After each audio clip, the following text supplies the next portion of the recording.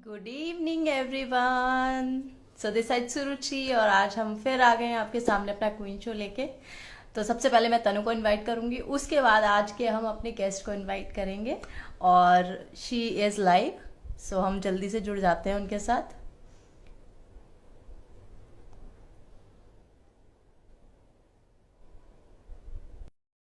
कुछ ही मिनट में बस तनु आती होगी, मिनट नहीं सेकंड में। जल्दी से बुलाना है। फिर उसके बाद आज हम जिनसे मिलने वाले हैं, मैं आज सुपर डुपर एक्साइटेड हूँ। आज हम त्रिवेणी मैम से मिलने वाले हैं। आपको तो पता ही होगा त्रिवेणी मैम कौन है, हमने ऑलरेडी स्टोरी पोस्ट की थी। हाय तनु।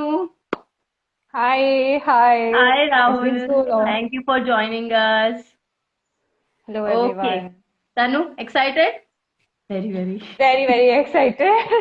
And it's been while, so long. So I was waiting for this live.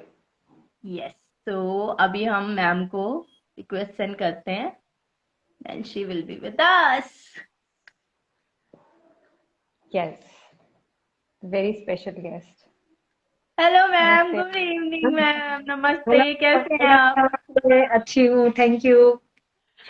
Thank you so much ma'am. First of all तो आपने अपना इतना कीमती समय हमें दिया, आप आए, आपने रिक्वेस्ट एक्सेप्ट की, आपने अच्छे से रिप्लाई किया। मैं बहुत ही खुश थी क्योंकि आपने हाँ कर दी थी। और जी, तनु को जब मैंने बताया तो ऑब्वियसली तनु भी बहुत खुश थी। बहुत thank you so much ma'am, आप हमारे शो पर आए, आपने ब्लेस किया इस शो को। We are so proud to have you. Yes thank you. Ma'am. So, viewers, hi, hello, hi, non reliable, hello everyone. So जैसे कि आप सभी को पता है, आज हमारे साथ है Triveni Acharya ma'am. She was journalist and later on she got her way. उन्होंने अपनी लाइफ के 25 साल हमारे देश की लड़कियों के लिए, हमारे देश के बच्चों के लिए दे दिए, और इतना डेडिकेटली वो काम करती हैं, जैसे ऐसा लगता है मैम आपको देख के कि आप सिर्फ समाज सेवा के लिए बनी हुई हैं। एक माँ वाली फील आती है आपसे, क्योंकि आपने इतने बच्चों का जीवन सुधारा है, उनको एक नई दिशा दी है।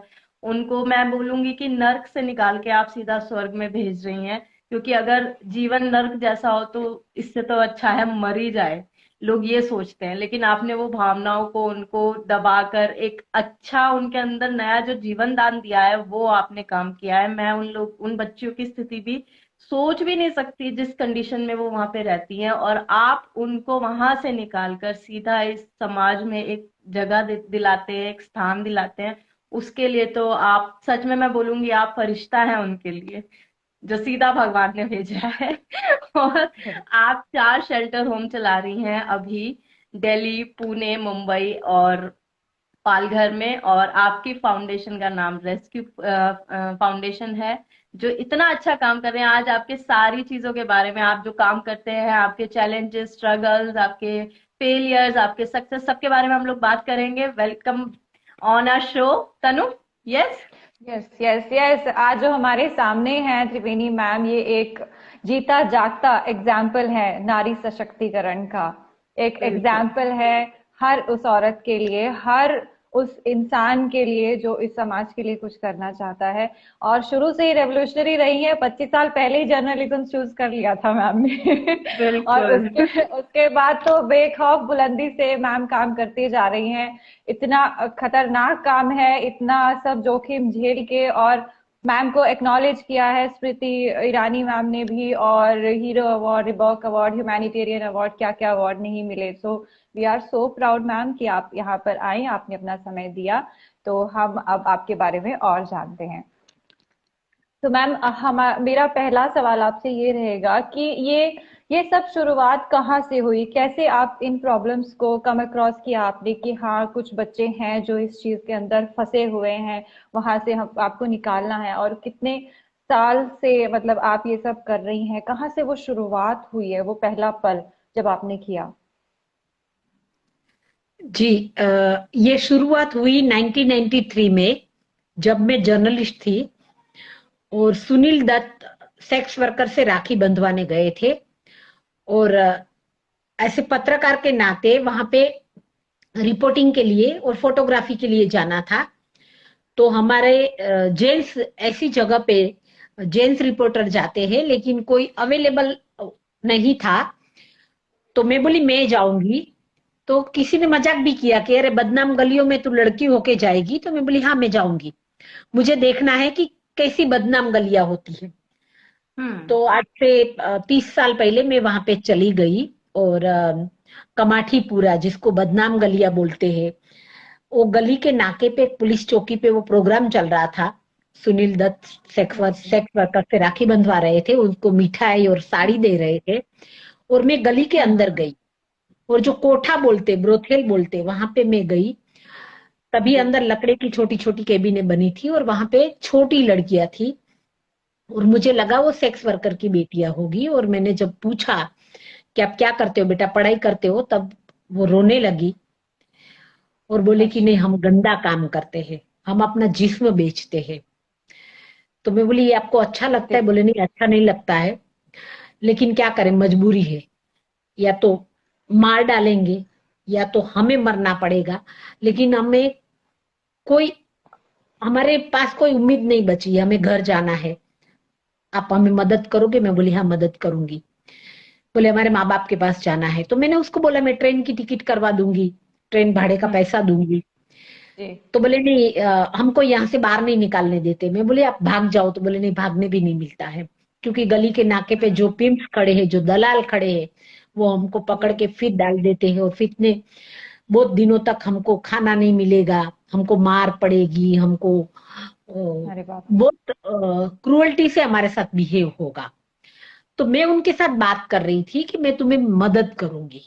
और तभी फिर जी। वहां पे प्रोग्राम खत्म हो गया। सेक्स वर्कर जो उनकी मैनेजर वगैरह वापस आए, और आके जी। मुझे पूछने लगे कि तुम कौन हो, तुम यहाँ क्या कर रहे हो, हम्म। भागो यहाँ से। और मोब आ गए, और मैं वहां से भाग निकली। लेकिन तभी मैं अपने आप को प्रॉमिस कर चुकी थी, और उनको भी, कि मैं तुम्हारे लिए कुछ करूंगी।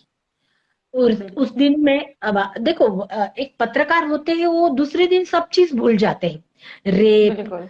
मर्डर, एक्सीडेंट, कम्युनल राइट्स, बहुत कुछ होता है जिसके अंदर फिर दूसरे दिन तो वो रद्दी पेपर हो जाता है, हमारे न्यूज़पेपर भी। जी। दूसरे दिन सबको भूलना होता है, और हम भी भूल जाते हैं, लेकिन वो मैं नहीं भूल पाई।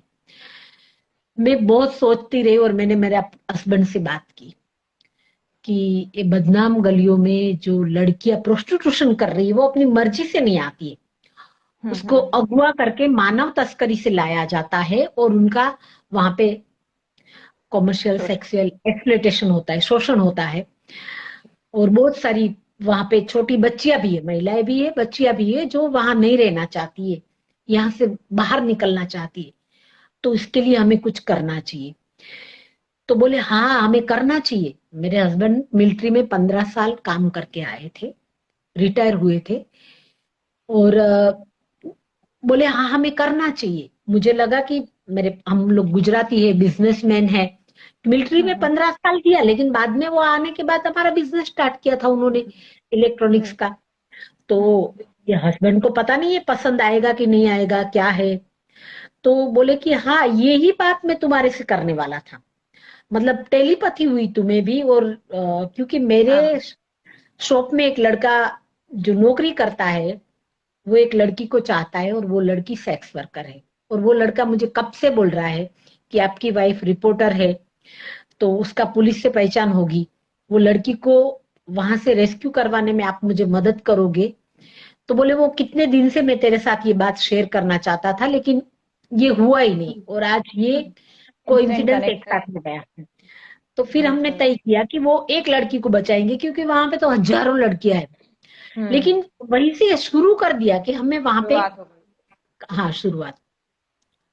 तो वो एक लड़की को जब हम बचाने गए, तो 15 लड़कियां बाहर आई कि हमें ये नर्क से निकालो। और फिर हमने तो सोचा था कि एक लड़की को रेस्क्यू करेंगे, वो उससे शादी कर लेंगे। फिर बिल्कुल। अपने को ज्यादा नॉलेज नहीं था कि इसका रेस्क्यू कैसे करके क्या करना करें, है। लेकिन हाँ, लेकिन ये 15 लड़कियां बाहर आई। और पुलिस स्टेशन में लेके आए, पुलिस ने डायरी किया। और पुलिस ने बोला कि आपको समाज सेवा का भूत चढ़ा है ना, लेके जाओ अपने घर पे। तो हमारे लिए तो बड़ा धर्म संकट खड़ा हुआ कि हम कहाँ लेके जाए इनको, और ले जाके क्या करें। बिल्कुल। लेकिन एक तय था कि इसको हम ना पुलिस स्टेशन में छोड़ेंगे ना बदनाम गलियों में छोड़ेंगे हाँ, वापस इनको। नहीं देंगे। हाँ, वापस नहीं। तो फिर पुलिस स्टेशन से डायरी करके हम अपने घर लेके आए, और फिर वहीं से शुरू हुआ कि कैसे करे, क्या करे। किसी किसी को तो घर का पूरा एड्रेस भी मालूम नहीं था। किसी ने बोला कि घर वाले स्वीकार करेंगे कि नहीं करेंगे, किसी हम्म। कोई HIV पॉजिटिव हो गए थे। लेकिन हम सबको लेके, तभी वो सभी लड़कियां नेपाल की थी, और अच्छा, उसमें नेपाल। एक लड़की जिसको जिसको लेके, ईश्वरी थापा को लेके हमने रेस्क्यू ऑपरेशन किया था, और जब बाहर निकली तब उसने बोला कि मैं किसी से शादी करने वाली नहीं हूँ, क्योंकि जिससे मैंने प्यार किया था उसने मेरे साथ शादी करके मुझे बेच दिया। ओहो। तो अभी मुझे किसी में विश्वास नहीं रहा है। मुझे उसने बोला कि मैडम हो सके तो आप मुझे घर तक पहुंचाने की मदद करो, क्योंकि अभी हमें डर लगता है, हमारे में कोई आत्मविश्वास नहीं बचा है, हमें डर लगता है। वो इतना डिप्रेशन में थे, इतना। तो हम फिर उनको घर छोड़ने गए, फिर किसी की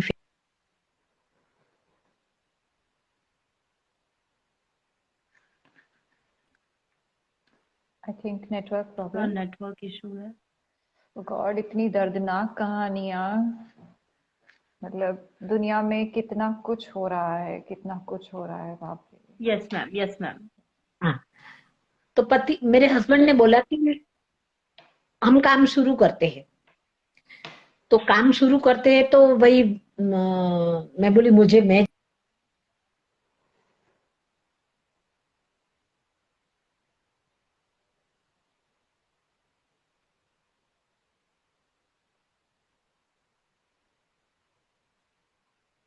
सुदर्शन गायकवाड़ जी, नहीं, हम बिल्कुल मैम को इंटरप्ट पहचान नहीं है। करेंगे, डोंट। हाँ। यस हाँ, मैम। तो फिर वहीं से ही शुरू हुआ, और फिर आज वाह। 25 साल के ऊपर हुआ हम वही काम करते जा रहे हैं, और 6,000 से ज्यादा बच्ची और महिलाओं को बचाया है उनके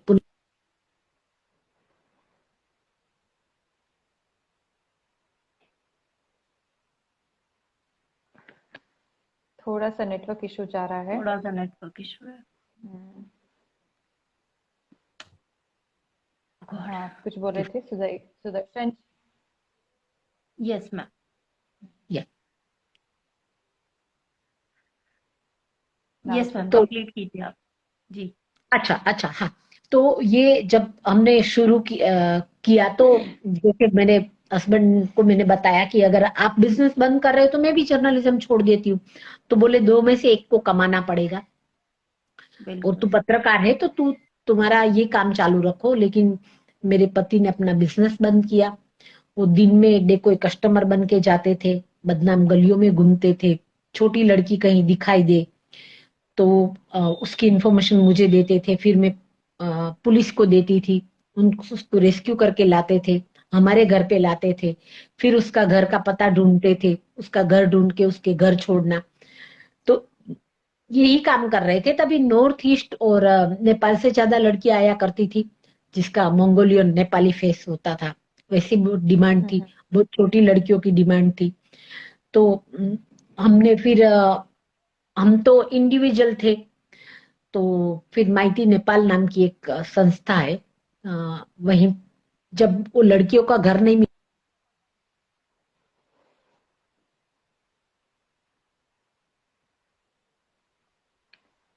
मैम का नेटवर्क प्रॉब्लम हो रहा है। अभी अभी तक ठीक कोई था। बात नहीं व्यूअर्स, थोड़ा इशू रहता ही है, इंस्टाग्राम के लाइव में थोड़ा सा इशू रहेगा।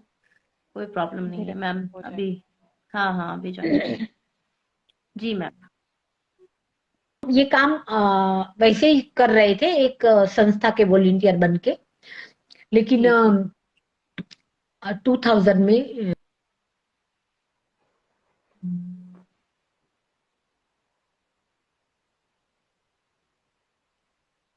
नेटवर्क। Yes. गीता याद आ गई मुझे, गीता का भी ऐसे ही हुआ था। Seriously. Yes ma'am, please continue. और कभी बहुत सारी चैलेंजेस आती थी, हर रोज एक नई चैलेंज आती थी, क्योंकि मेरे पड़ोसी भी मेरे लिए चैलेंज था।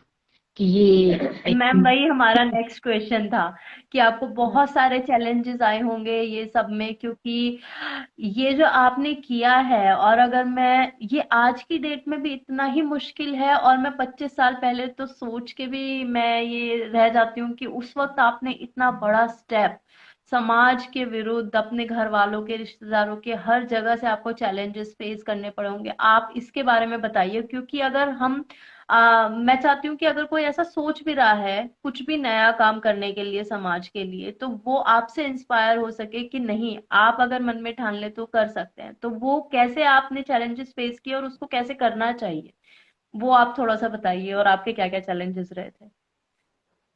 हाँ, तो चैलेंजेस तो यही रही कि हम खुद स्ट्रगल करते थे। हमारे बहुत सारे फैमिली मेंबर थे जो कि उनको हेल्प की जरूरत थी।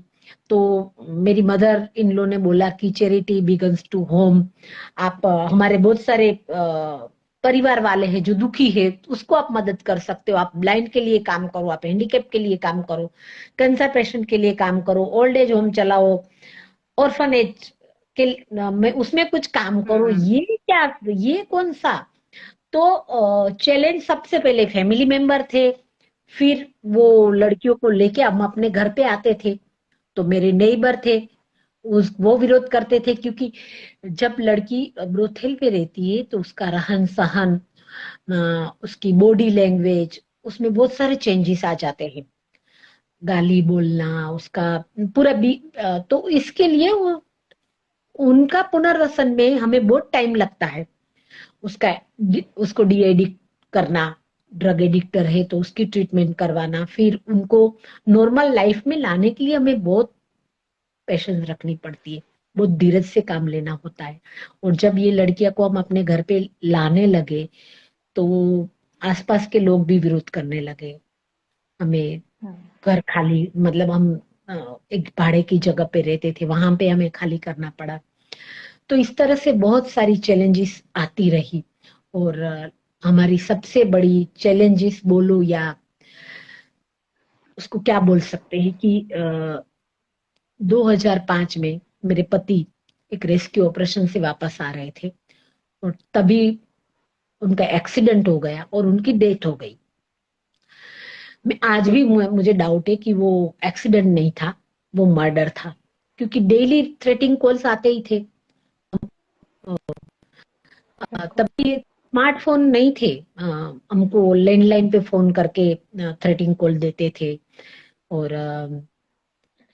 कभी कभी हमारे पास लेटर आता था, तो हमें बहुत धमकियां बहुत आती थी, क्योंकि यही सब एंटी सोशल एलिमेंट से लड़ना, गैंगस्ट उसके अंदर पॉलिटिशियन से लेके बहुत बड़े लोग उसमें शामिल होते हैं। इनका बहुत बड़ा जी। नेटवर्क है, इनकी बहुत बड़ी सिंडिकेट है। और उसके सामने अ, हमें लड़ना था, अकेले लड़ना था।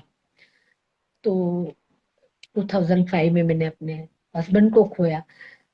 तो तभी थोड़ा थोड़ी में एक टाइम मुझे डर लगा था कि, और घर वाले भी बोले कि, मेरी सास ने बोला मैंने मेरा बेटा खोया, अभी अभी और क्या चाहिए। तभी लगा कि नहीं करना है। लेकिन फिर मुझे लगा कि अगर ये ही बेटी, अगर मेरी खुद की बेटी होती, मेरी बेटी के साथ ऐसा होता, तो क्या मैं लड़ना छोड़ देती? मैं बोली नहीं, मुझे करना है। आपने मेरे पति को मारा ना, मैं भी मरने के लिए तैयार हूँ। वो मेरे साथ हमारी जो टीम है पूरी, अ, जो ये सर्वाइवर, जो रेस्क्यू बच्चियां लड़कियां है, वो ही हमारी टीम मेंबर है, वो ही हमारी रेस्क्यू टीम का भाग है। अगर मैं मर गई तो वो लोग आएंगे, लेकिन हम ये काम बंद नहीं करेंगे। तो ये हर रोज चैलेंज आती है और हम फाइट करते हैं, हम डरते नहीं है। Ma'am ma'am. आपको आपको दिल से नमन है, थैंक यू है। आप जैसी ग्रेट पर्सनालिटीज को thank you for existing on this earth and saving the lives of many. आप बहुतों के लिए एक बहुत बड़ी आशा हैं, बहुत। मैम मेरे तो शब्द ही खत्म हो गए हैं, मुझे कुछ समझ नहीं आ रहा, क्योंकि आपने जो किया है ना वो सोशल वर्क से तो कहीं ज्यादा है। इसको हम सोशल वर्क नहीं बोल सकते। बहुत लोग सोशल वर्क करते हैं, ये लेकिन इतना करना, ये this is something else. Moving on.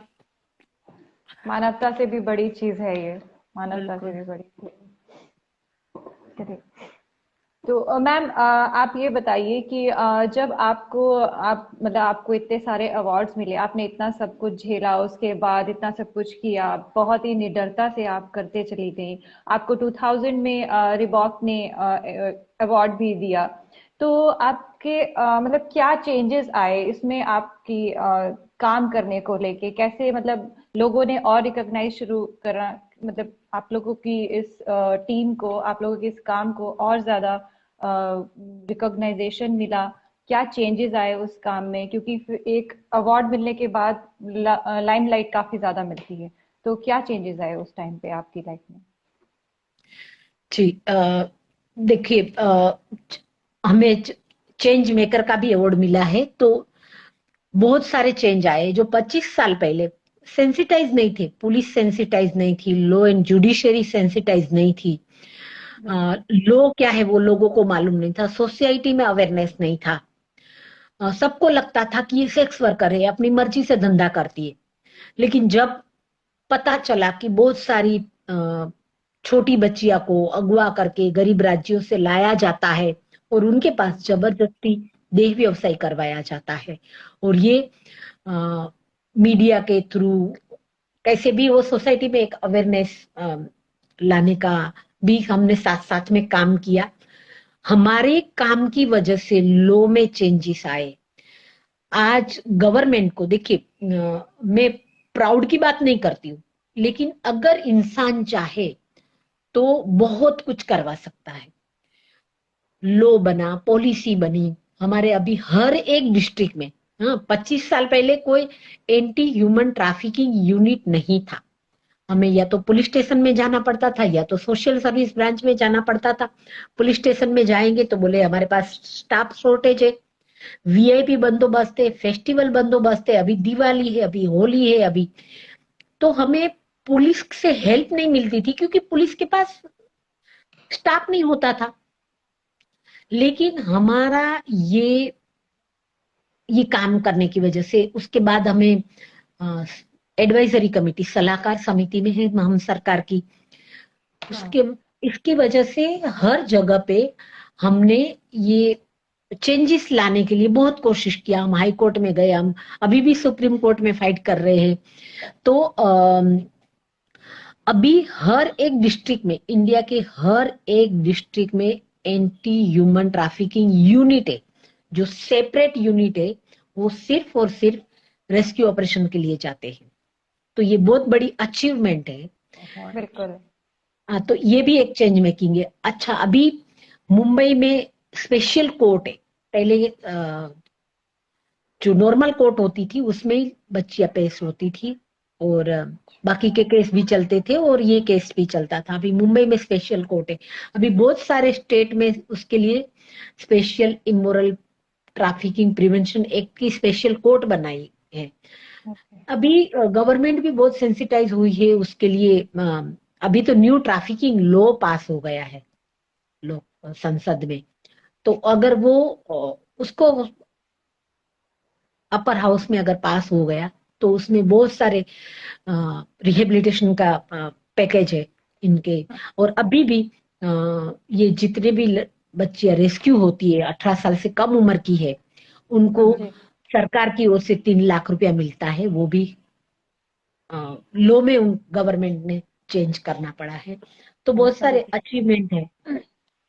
तो मैम, जैसे जो लोग उस टाइम पे जिन्होंने ये आपके ऊपर उंगलियां उठाई, आपके जैसे बच्चियां आप रेस्क्यू करके लाते थे, लोगों का सपोर्ट नहीं मिला, तो क्या ये सब अवार्ड और मीडिया रिकॉग्निशन के बाद उन लोगों की थिंकिंग चेंज हुई, आके उन लोगों ने आपको कॉन्ग्रेचुलेट करना शुरू किया? क्या ये बदलाव आपने देखा हाँ, लोगों की? धीरे धीरे देखिए, धीरे धीरे हमारी गवर्नमेंट एक्नोलॉज करने लगी। सबसे पहले 2005 में जब मेरा हस्बैंड की डेथ हुई तो गवर्नमेंट ऑफ इंडिया ने उनको मरणोत्तर अवार्ड दिया। तो एक्नोलेज हमारी गवर्नमेंट ने किया, गवर्नमेंट ऑफ इंडिया ने किया।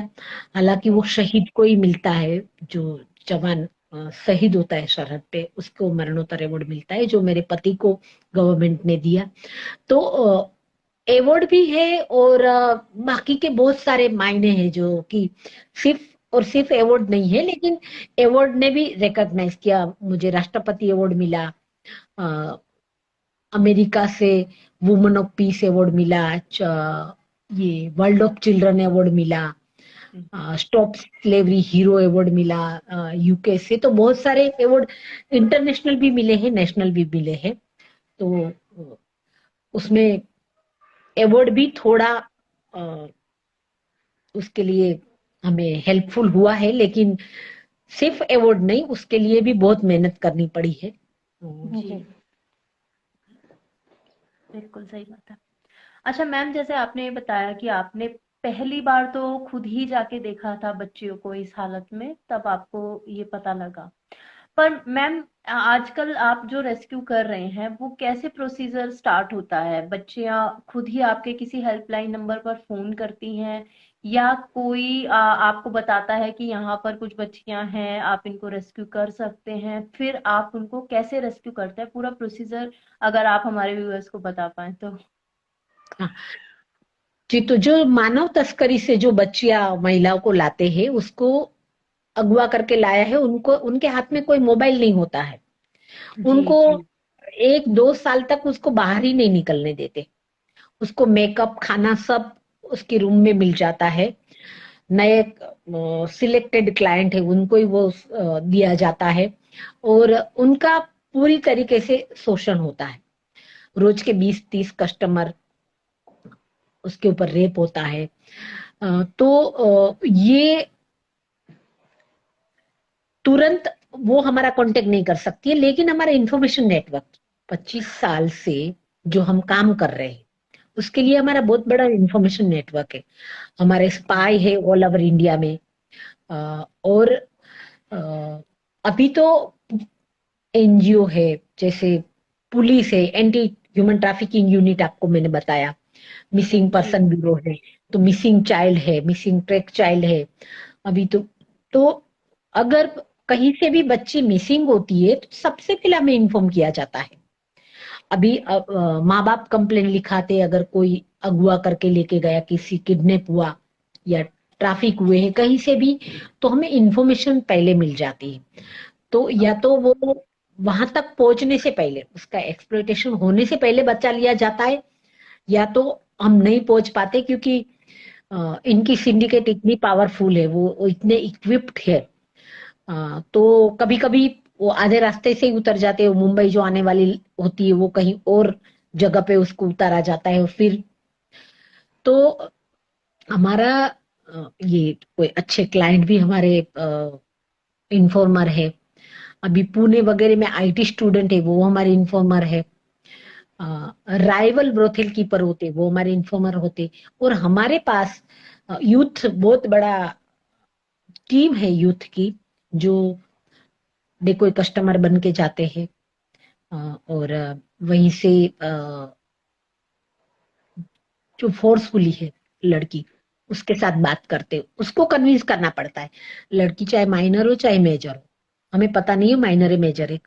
वो 10 साल की लड़की, 8 साल की लड़की तो पता चल जाता है कि माइनर है, लेकिन फिर भी उसको कन्विंस करना पड़ता है।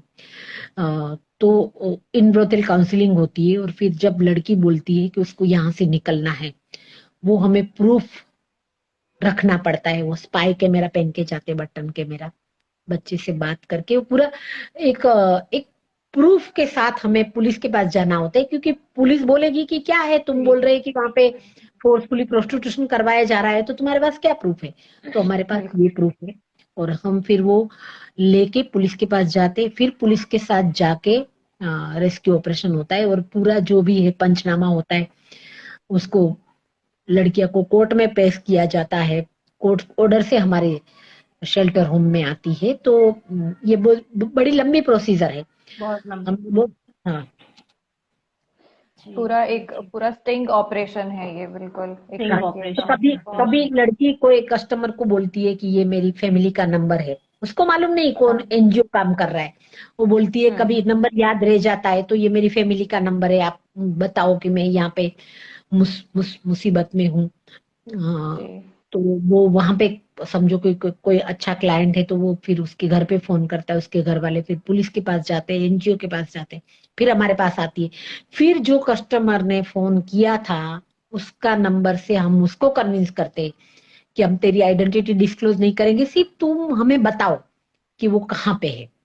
फिर हम एक रेस्क्यू करने जाते हैं और बाकी को पूछते हैं। तो एक रेस्क्यू करने गए और 20 लड़कियां आई तो हम उसको भी बिल्कुल। रेस्क्यू करते हैं Yeah. और अपने कोर्ट ऑर्डर से अपने शेल्टर रूम में लाते हैं। फिर शेल्टर रूम में आने के बाद फिर शुरू होता है उनका एक उसके अलग जी पूरा प्लानिंग है कि उसको किस तरह से उनका जी उनको लीगल हेल्प करना, उनकी मेंटल हेल्थ के लिए ये करना, उसका डी एडिक्शन ट्रीटमेंट करवाना और उसको धीरे धीरे नॉर्मल लाइफ में लाने के लिए उसको क्या पसंद है उस बिल्कुल। मुताबिक उसके लिए कोर्स, हाँ, तो उनको नेक्स्ट ट्रेनिंग अभी देना। जी मैं यही जी। पूछने वाली थी कि एक तो हो गया आप जैसे कांटेक्ट कर रहे हैं वहां पे लड़कियों को कैसे मतलब कौन आना चाहता है कौन नहीं आना चाहता उनकी वहां अंदर काउंसलिंग अलग चल रही है उसके बाद उस नरक से निकाल के आप जब उन बच्चों को लाते हैं तो वो कितने ट्रॉमा से गुजर के आते हैं क्या क्या उनके साथ हुआ होता है तो उनको उस लाइफ से एक नॉर्मल लाइफ देना भी एक बहुत बड़ी बात है उसमें भी बहुत टाइम लगता है उनकी काउंसलिंग कराना मेडिकल ट्रीटमेंट कराना एजुकेशन देना उनको एक नॉर्मल लाइफ देना खाना पीना सब कुछ तो ये भी अपने आप में एक शेल्टर होम रन करना is a very big thing और इसके लिए फिर मैम फंड्स रेज कैसे होता है कैसे आप लोग मैनेज करते हैं इतना सब कुछ हाँ, तो जैसे कि रेस्क्यू करने से हमारी रिस्पॉन्सिबिलिटी खत्म नहीं होती है। हम तो एक बिल्कुल फायर ब्रिगेड की तरह की, चलो आग लगी है सबसे पहले बचाना है। हाँ, उसके जी बाद फिर शुरू होता है उसका पुनर्वसन। तो इसके लिए भी तो बहुत सारे प्रॉब्लम है। सबसे पहले तो वो हम उसके साथ बात करते हैं, हमारे पे विश्वास करनी चाहिए। वो उसका सच्चा नाम पता सब बताना चाहिए, उसकी पूरी पास्ट हिस्ट्री क्या है वो बतानी चाहिए। उसके मुताबिक हम कोर्ट में रिपोर्ट देते हैं और उसके बाद उसका ऑर्डर होता है। उसके साथ साथ उसका लीगल भी चलता है, उसका मेडिकल ट्रीटमेंट है, उसकी मेंटल हेल्थ का काउंसलिंग है, उसकी थेरेपी है, वो सब चलती है। तो बिल्कुल इसके लिए बहुत फंड चाहिए। और जैसे कि हमारे समाज में आज भी सोशल स्टिग्मा है, अ, अनाथ आश्रम या वृद्धाश्रम में तो वेटिंग लिस्ट होता है खाना खिलाने के लिए। और हमारा जो शेल्टर होम है ये क्यूट चैरिटी नहीं है। यहाँ पे बहुत सारे चाइल्ड प्रोटेक्शन पॉलिसी फॉलो करना होता है। हमारे यहाँ पे जेंट्स को एंट्री नहीं है। हम यहाँ पे हमारे यहाँ फोटोग्राफी वीडियोग्राफी अलाउ नहीं है। और कोई डोनर आता है कि हम अपने हाथ से उनको कपड़े देने, हमारे हाथ से उनको खाना देना है तो हम उनको मना करते हैं। तो ये ऐसी सिचुएशन में हमें तो बहुत प्रॉब्लम्स आती है क्योंकि क्यूट चैरिटी नहीं है। आप स्लम में जाके कोई बच्चे को कपड़े दे रहे, आप फोटो निकालो, वीडियो निकालो, लेकिन हमारे यहाँ पे ये पूरा कुछ अलाउ नहीं है। इसीलिए चैलेंज आती है। लेकिन फिर भी हमें ऑनलाइन फंडिंग है। गवर्नमेंट भी हमें थोड़ा बहुत देती है उनको। बहुत कम है गवर्नमेंट की ग्रांट, वो 5 साल 5 साल 7 साल के बाद आती है। लेकिन हम सेल्फ सस्टेन, हमारी जो लड़कियां है उसको हम पैरों पे खड़ा करते हैं और उसको ही हम उन वो ही हमारे संस्था का एक हिस्सा है। हमारे बोर्ड ऑफ ट्रस्टीज में वो है, हमारी मैनेजमेंट कमेटी में हमारी सर्वाइवर है, हमारी कोर टीम में हमारी सर्वाइवर है, हमारा स्टाफ हमारी सर्वाइवर है। तो वाह सेल्फ सस्टेन कैसे होना है, तो वो अलग अलग क्राफ्ट बनाते हैं, ऑर्गेनिक फार्मिंग कर रहे हैं, तो वो उससे अर्निंग होती है। वो उसमें भी थोड़ा कंट्रीब्यूशन हमारी संस्था को आता है। और इस तरह से संस्था चल रही है। कोविड की वजह से हमें चैलेंज आई क्योंकि बहुत सारे जो डोनर थे वो कोविड जी 19 रिलीफ एक्टिविटी में डाइवर्ट हो गए। तो थोड़ी चैलेंज आई है, हमें भी आई है, लेकिन हमारा काम रुका नहीं है। काम नहीं रुका। बिल्कुल। आपने रुकने नहीं दिया मैम यस हम्म, मैम, जब तक आपने मतलब आप हैं तब तक कैसे काम रुक सकता है मैम। हम्म, आपने जो ये शुरू किया है ये तो आगे ही आगे जाएगा। और सबसे बड़ी चीज एक ये है कि पैसे से तो बाद में चीजें चलती है, पहले दुआओं से चलती है। तो जो हम्म, प्रार्थनाएं आपके साथ हैं वही सब लेके आगे चलेंगी, पैसे का पता भी नहीं चलेगा और सब होता चला जाएगा मैम। तो मेरा अगला सवाल ये है मैम आपसे कि मैं महसूस भी नहीं कर सकती कि जो वहां से एक बच्ची आती होगी उसकी क्या मेंटल हेल्थ होती होगी, क्या मनोदशा होती होगी। ये सोच भी पाना कितना मुश्किल है, क्योंकि वो मुझे लगता है अंदर से तो वो बिल्कुल ही खुद को खत्म ही कर देते हैं बच्चे। तो वो इतना ज्यादा अंदर से ट्रॉमेटाइज होते हैं। तो आप सबसे पहले उनको एक साइकेट्रिस्ट की हेल्प दिलाते हैं मैम, आप उनका विश्वास जीतते हैं, तब वो आपके साथ थोड़ा खुलना शुरू करते हैं। ये कितना टाइम लग जाता है मैम? आई नो हर बच्चे का अपना अलग अलग होता होगा, depending upon the situation, but फिर भी मतलब साइकेट्रिस्ट किस तरीके से उनको हेल्प करता है? देखिए, ये case to case different different होता है। कोई लड़की है जो कि 20 दिन में थोड़ा थोड़ा हमारे में विश्वास शुरू कर देना शुरू करती है, किसी को 6 महीना भी लग जाता है। हाँ, क्योंकि अपनों से ही उसने धोखा खाया है, तो हमारे साथ भी वो मतलब वो किसी में वो कोई मानव जात में विश्वास करना छोड़ देते, इतने नेगेटिव उनके ये हो जाते हैं, सुसाइडल थॉट है, चीखना, बिल्कुल। चिल्लाना, विंडो के कांच तोड़ देना, अपना हाथ काट लेना। हमें तो बहुत सारे प्रिकॉशन लेने पड़ते। हमारे यहाँ पे हम नाइफ अलाउ नहीं करते, उनको किचन में जाना अलाउ नहीं है, क्योंकि हमें बहुत सारा ध्यान रखना पड़ता है। हमारे कहीं पे भी सीलिंग फैन नहीं लगे हैं, वॉल फैन लगे हाँ। हैं, क्योंकि कब सुसाइड भी कर सकते हैं उनका। तो हमें बहुत सारे उनके, लेकिन अ, एक बार उनको लगता है कि नहीं ये हमारे है, तो उसको 15-20 दिन में लगने लगता है कि नहीं, जो हमारे साथ जितना बुरा हुआ था ऐसे ये उससे लोग बेटर नहीं है। कहीं। और फिर हाँ, फिर तो अपने घर जाने से भी इनकार कर देते, हमें घर नहीं जाना है। हम उनको समझाते हैं, देखिए हमारी एक लिमिटेशन है, क्योंकि आप जाओगे तो दूसरे यहाँ आएंगे, यहाँ पे भी तो सही बात। थोड़ी जगह करनी पड़ेगी ना। लेकिन रोते हैं बच्चे, हमें वापस नहीं जाना है, हमें अपने घर नहीं जाना है, हमें यही रहना है। सब मुझे मम्मी बोलते, और एक फैमिली जैसा ही हमारा है। हमारे शेल्टर होम में किसी को ऐसा नहीं लगता है कि ये कोई शेल्टर होम में रह रहे, खुद का घर समझते। तो मैम कभी आपके सामने ऐसा भी कोई केस आया है कि आपने पेरेंट्स को अप्रोच किया और उन्होंने मना कर दिया हो, एक्सेप्ट नहीं किया हो कि नहीं हम अबे हमारे लिए मर गई, या ऐसे जनरली बोला जाता है? तो जी, जरूर हुआ है ऐसा।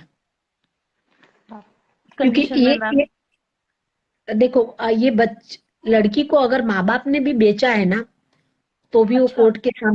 कोर्ट के सामने नहीं बोलती है कि मेरे माँ बाप ने बेचा है। और ऐसा होता है मैम, माँ बाप भी भेज देते हैं बच्चों हाँ को। जी, हाँ हाँ, माँ बाप भी बेचते हैं। This is very strange.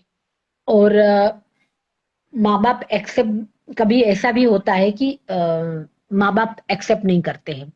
और एक लड़की थी, जो 7-8 साल रही, HIV पॉजिटिव थी। उसकी आखिरी इच्छा क्या है वो पूछा, तो बोले माँ बाप से मिलना चाहती हूँ। और हम उसके फादर को छोटे गांव से ढूंढ के लेके आए। हमने उनको नहीं बताया था कि आपकी बेटी लास्ट स्टेज में है या क्या है, लेकिन हमने अपने टिकट भाड़ा दे के हम लेके आए कि आपकी बेटी है, वो आपको देखना चाहती है। बोले नहीं, हम उसको नहीं लाएंगे, हम यहाँ गांव में लाएंगे तो हमारा हुक्का पानी बंद हो जाएगा। अ, फिर भी हमने उसको समझाया, वो लेके आए। और हमने बोला कि पापा तुम्हें लेने के लिए आए हैं, लेकिन बाप ने बोला कि नहीं, तुम हमारे लिए मर गए हैं। लड़की बहुत रोई, उसके कान में सोने का पहना था, वो निकाल के अपने बाप के हाथ में दिया। बहुत बार ऐसा होता है कि माँ बाप एक्सेप्ट करने से मना कर देते हैं, कभी लड़की भी जाने से मना कर देती है कि जब नहीं जाना है। तो ये सब होता है।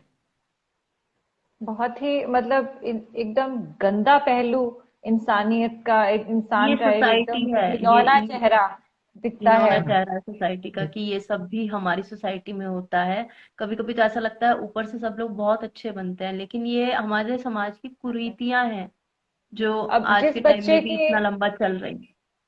जिस बच्चे के पेरेंट्स ने ही उसे बेच दिया तो उसका फिर बाकी दुनिया पे क्या ही विश्वास रह जाएगा, क्यों ना उसके मन में नेगेटिविटी आएगी। और ऐसे में आप उनको मतलब जो काउंसलिंग करवाते हो, उस उन बच्चों की मनोदशा सुधारते हो, मतलब एक भी बच्चे की सुधर जाए तो बहुत बड़ा काम है। और आप तो कितने कितने सारे बच्चों को एक नई जिंदगी दे रहे हैं मैम। और ऐसे भी बच्चे हुए हैं मैम जो जिनकी फैमिली ने एक्सेप्ट कर लिया हो, जो अपनी फैमिली के पास वापस चले गए हो हैप्पीली, माँ बाप भी खुश, बच्चे भी खुश, ऐसे भी रहे होंगे। हाँ, बहुत सारी फैमिली है जो जिसको लगा बच्चा मिसिंग होता है, पहले तो कोई मिसिंग कंप्लेन नहीं लिखाते थे, और लिखाने जाए तो पुलिस लेती नहीं थी। और हम्म। जो बच्चे जो लड़की है वो चाइल्ड वेलफेयर कमेटी में बताती है कि मेरे माँ बाप ने ही मुझे बेचा है, तो फिर चाइल्ड वेलफेयर कमेटी वो 18 साल की हो जाए तब तक हमारे शेल्टर में रखने का ऑर्डर करती है। फिर भी उनका एक HIR होता है, होम इन्वेस्टिगेशन रिपोर्ट। तो उसकी फैमिली एक्चुअली कैसी है, वो हमारे पार्टनर NGO है, जैसे वेस्ट बंगाल है, ऑल ओवर इंडिया में हमारे पार्टनर्स है, मणिपुर है, मिजोरम है, नागालैंड, मेघालय, असम, वेस्ट बंगाल, आंध्र, कर्नाटक, सब जगह पे। तो जो लड़की ने पता बताया है, जो गांव जिला, वहीं पे जाके उसकी फैमिली की सोशल और फाइनेंशियल कंडीशन कैसी है, उसकी कम्युनिटी में उसका कैसा है, मतलब पूरा एक रिपोर्ट बनता है। और उसके ऊपर से होता है सोशल वर्कर का कि उसकी फैमिली में भेजना चाहिए कि नहीं। अगर वो सोशल वर्कर का से आता है, उस ग्राम विकास समिति वाले को लेते हैं, फिर आशा आंगनवाड़ी जो होते हैं उनको भी लिया जाता है वो इन्वेस्टिगेशन रिपोर्ट में। और बाद में फिर चाइल्ड वेलफेयर कमेटी उसको भेजने का ऑर्डर करती है। तो बहुत सारे किस्से में माँ बाप मिसिंग कंप्लेन लिखाते हैं, क्योंकि बच्चा किडनैप हुआ है, लड़की किडनैप हुई है। कभी माँ बाप ऐसा सोचती है कि प्रेमी के साथ भाग गई होगी, ये वो, तो मिसिंग कंप्लेन लिखाते हैं और माँ बाप को लगता है कि हमारा बच्चा मर गए। लेकिन जब उसको मिलती है तो माँ बाप बहुत खुश होते हैं। मतलब हमारा मिक्स एक्सपीरियंस रहा है। 90% फैमिली अपने बच्चे को स्वीकारती है, बच्चे के लिए तड़पती है। अपनी बेटी अगर मिसिंग हुई है या किडनैप हुई है या चली गई है या नहीं मिल रही है तो माँ बाप कितने परेशान हो गए। और जब हमने यहाँ से रेस्क्यू करके उसको वापस भेजा है तो माँ बाप ने हमको फूल की माला पहनाई, हमारी आरती उतारी कि आप हमारे भगवान हो।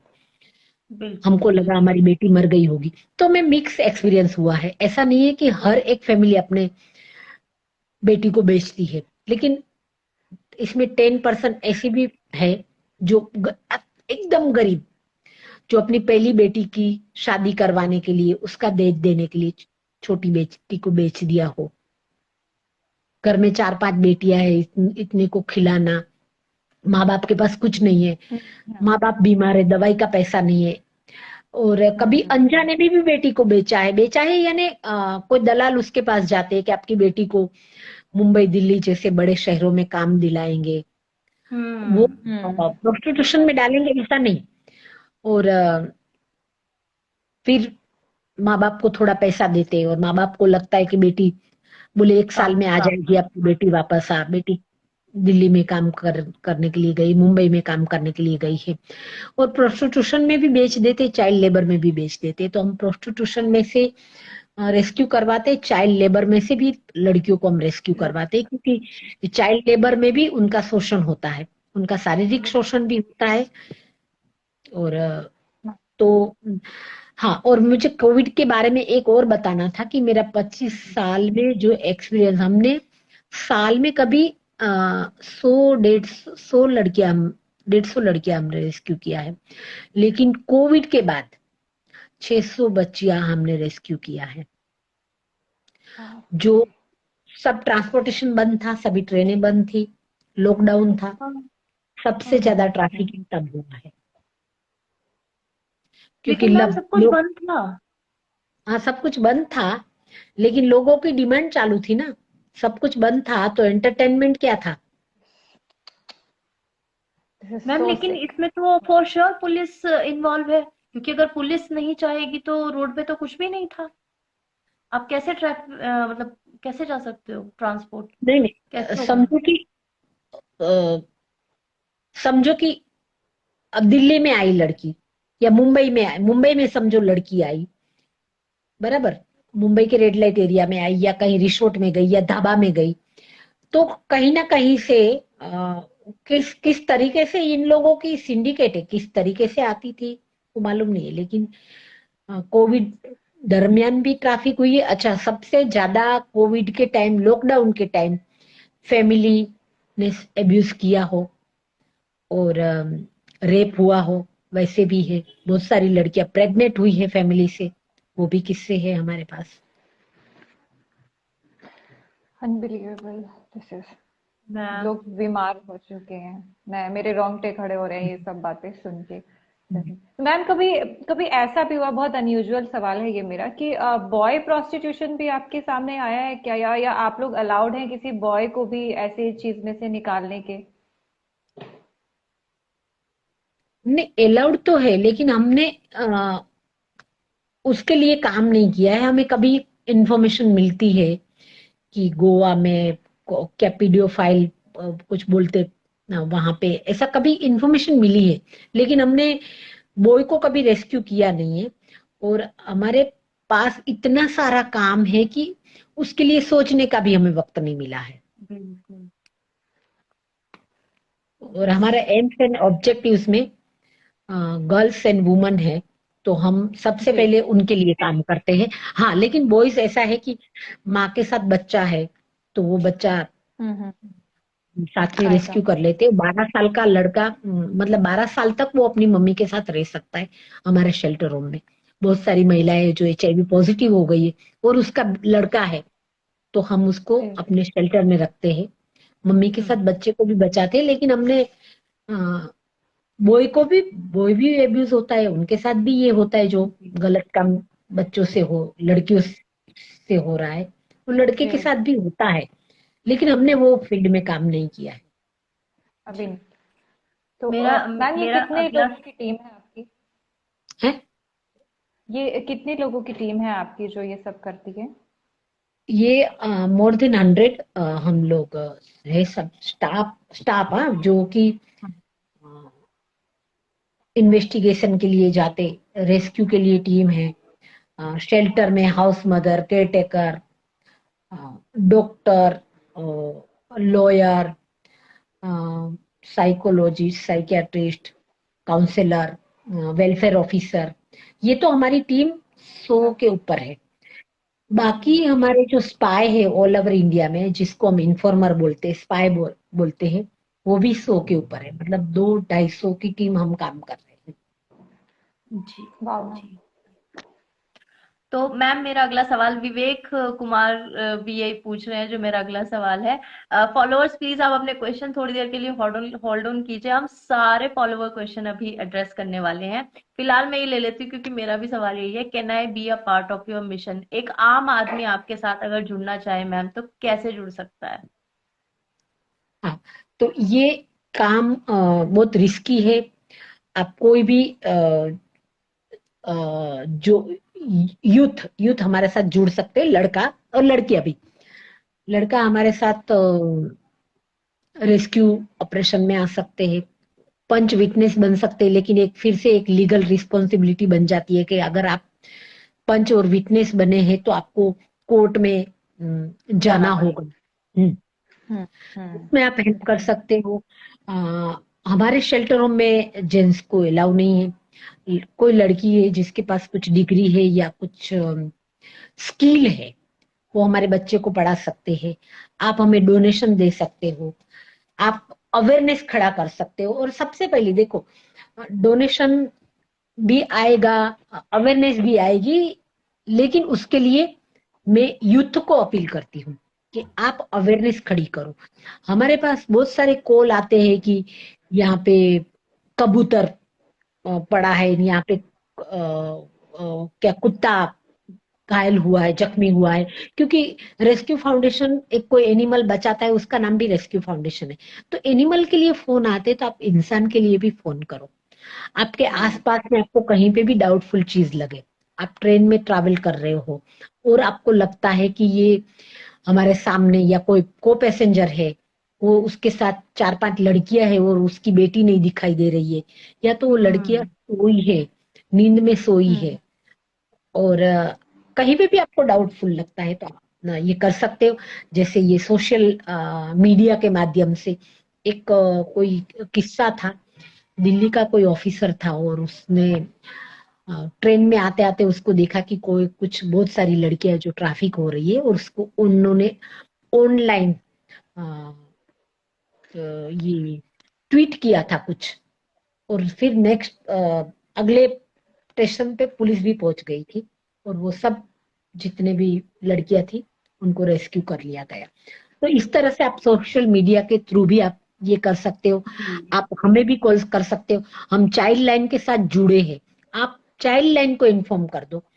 Child line all over India में है, और चाइल्ड लाइन के साथ हम जुड़े हैं ऑल ओवर इंडिया में। हमारे वॉलेंटियर से हमारे टीम मेंबर है, वो सब जहां पे भी बच्चा मुसीबत में है, बच्चा मेरा कहने का मतलब होता है लड़की, उसको हम जाके बचाते हैं। और लड़की के साथ अगर लड़का है तो उसको भी हम साथ में बचाते हैं। जी जी जी जी ओके। तो मैम, बीइंग अ लेडी, आप इतना खतरनाक काम कर रही हैं, इतने चैलेंजेस फेस कर रही हैं, कभी डर नहीं लगा आपको? कभी ऐसा नहीं लगा कि नहीं, मतलब आपके हस्बैंड का भी आपने इतना बड़ा सदमा वो भी झेल लिया, गिव अप नहीं किया? ऐसा क्या था कि आप मतलब गिव अप नहीं किया आपने और आप आगे बढ़ती रही, किसी भी चीज ने आपको रुकने नहीं दिया? तो वो थोड़ा बताइए। जी, मुझे मौत से कभी डर नहीं लगा, और मरने के लिए हम तैयार हैं। रुचि, एम आई कभी ऑडिबल? तो कभी भी अ, मौत तो जहां पे कहीं पे भी आ सकती है। मौत से हम डरते नहीं है। और बाकी इंस्पिरेशन मिलती है मुझे ये बच्चियों से ही, कि जैसे कि वो मेरी खुद की बेटी होती तो, या मेरे साथ ऐसा हुआ होता जी तो अ, ये जब आप में कमिटमेंट आ जाएगा कि ये मेरा है, तभी फिर आपको, अगर मेरा बेटा मेरी बेटी का कुछ एक्सीडेंट हो रहा है या जा रही है, तो कैसे भी है वो, समझो गैस में हाथ डालने जा रही है, तो हम फटाक से, भले मैं जल जाऊं लेकिन मैं उसको पहले बचाऊंगी। तो ऐसा ही ये है कि ये किसी का बच्चा है, कोई भी कारणवश, कोई मजबूरीवश कैसे भी वो पहुंचे है, और उसको हमारे समाज की, हमारी मोरल ड्यूटी बनती है कि अगर मेरी बेटी को पढ़ने का अधिकार है, खेलने का, और खेलने की और पढ़ने की उम्र है, और उसके पास देह व्यवसाय करवाया जाता है, जी उसको 50 रुपया क्या है, 100 रुपया क्या है, 500 रुपया क्या है वो पता नहीं चलता है, उसको सेक्स क्या बोलते हैं वो भी पता नहीं है, और उसके ऊपर इतना अत्याचार। बहुत सारी लड़कियां जो पागल हो जाती है, बहुत सालों के बाद भी वो नॉर्मल नहीं हो नॉर्मल नहीं पाती है। होता। आज भी बहुत सारे मेंटल हेल्थ ट्रीटमेंट चल रही है, बहुत सारी लड़कियों की जो वो सदमे से बाहर आने में उनको सालों लग जाते हैं। अपनों ने बेचा, बहुत अपनों अच्छा। ने उसके ऊपर अत्याचार किया, तो वो कैसे भी इस दुनिया के ऊपर विश्वास करेगी। तो लेकिन जैसे मैंने बताया कि हमारे समाज में अच्छे लोग भी है, बुरे लोग भी है। अच्छे लोग हमें बहुत हेल्प करते हैं, उसमें से ही कोई कस्टमर होता है, उसको लगता है कि नहीं ये लड़की फोर्सफुली है, उसको बचाना चाहिए, तो वो कैसे भी कहीं से भी नंबर ढूंढते हैं, सर्च करते हैं और हमारा कांटेक्ट करते हैं, हमें इंफॉर्मेशन देते हैं, हम रेस्क्यू करते हैं। और तो मैम जी जी बहुत ऐसे भी लोग हैं जो एकदम क्रूअल है, जो कस्टमर जिसको लगता है कि मैंने पैसा दिया है तो उसका मैं कितना भी उसके साथ अत्याचार करूं, मुझे कुछ भी प्रॉब्लम नहीं है, और जो अपनी वाइफ के साथ नहीं कर पाए वो ये लड़की के साथ कर लूं। तो बहुत सारे अत्याचार भी है उनके ऊपर। मैम जैसे आपने बताया था अभी कि आप लेने जाते हैं तो एक को लेने जाते हैं तो 15-20 वहां से वॉलंटरी अपने आप ही बोलते हैं कि नहीं हम भी जाना चाहते हैं ऐसे बाहर। कभी ऐसा हुआ है कि किसी ने मना किया हो कि नहीं, मैं खुद की अपनी मर्जी से यहाँ पे हूँ, मुझे नहीं जाना है, या कोई दबाव में वो मना कर देती हो, तो आप उस सिचुएशन में जानते बूझते भी कि वो दबाव में है, फिर भी आप, क्योंकि वो सामने से मना कर रही है, तो आप उसको नहीं लेके आ सकते वहां से, ऐसा कभी कोई इंसिडेंट हुआ है? बहुत सारा इंसिडेंस हुआ है कि लड़की जब कस्टमर के साथ होती है तो बोलती है कि मुझे यहाँ से निकलना है, मुझे अच्छा नहीं लगता है। हम्म। लेकिन जब हम पुलिस के साथ जाते हैं तो वो घबरा जाती है, हम्म। क्योंकि तो और हमें पहचानती नहीं है, इसलिए जो हमारे इन्फॉर्मर है उसको भी हम साथ में लेके जाते हैं बुरखा में। उसकी हम आइडेंटिटी डिस्क्लोज नहीं करते हैं, लेकिन वो हाँ। तो वो लड़की को बोलते हैं कि देख मैं वो हूँ, मैं राजू हूँ या मैं बबलू हूँ, जो भी है। उनके नाम भी अलग अलग हम रखते हैं। तो फिर थोड़ा लड़की विश्वास करती है, कभी कभी बोल देती है नहीं खुद कमाते खुद खाते अपनी मर्जी से करते हैं। कभी ये भी हम्म। बोलती है कि आज से 10 साल पहले कहाँ थे तुम, अभी तो हम हम्म। क्योंकि बाद में एक सर्टेन पीरियड के बाद वो फिर वो उसको एडिक्शन हो जाता है, अल्कोहलिक हो जाते हैं। फिर बोलते हैं हम अभी इतने साल के बाद हम घर जाएंगे तो हमको कोई स्वीकार नहीं करेगा। तो फिर वो दलाल बन जाती है या मैनेजर बन जाती है, तो बोले पहले आए होते तो हम बच जाते।